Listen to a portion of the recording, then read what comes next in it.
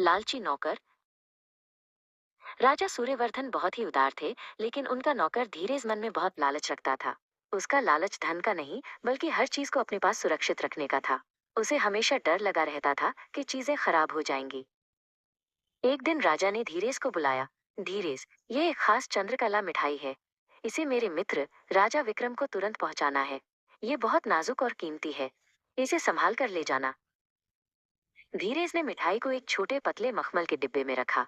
उसने सोचा, ये तो बहुत नाजुक है। अगर मैं इसे ऐसे ही ले गया तो ये जरूर टूट जाएगी और मेरा इनाम चला जाएगा।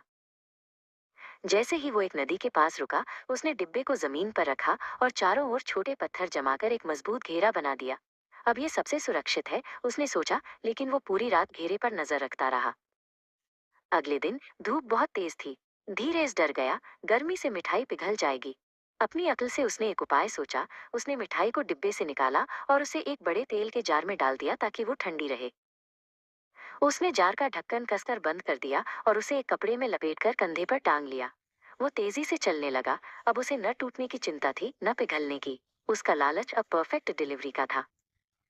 शाम तक वो राजा विक्रम के महल पहुंच गया। उसके हाथ पैर थक गए थे, लेकिन दिल खुशी से भरा था। उसने सोचा, मैंने ये मिठाई बचा ली। मेरा इनाम पक्का।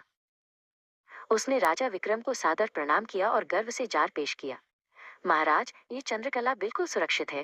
राजा विक्रम ने जार खोला और मिठाई को बाहर निकाला। मिठाई अब चंद्रकला नहीं, बल्कि घी से लथपथ, बेस्वाद और बदरंग थी। राजा विक्रम हंसे नहीं, पर उन्होंने धीरे से कहा, तुमने इसे बाहरी खतरे से तो बचा लिया, पर अपने ही ज्यादा बचाव से खराब कर दिया।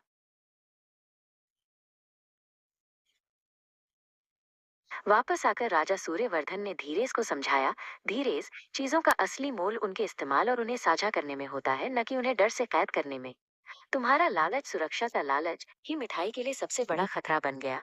धीरेज ने सिर झुका लिया और सच्ची बात समझ गया।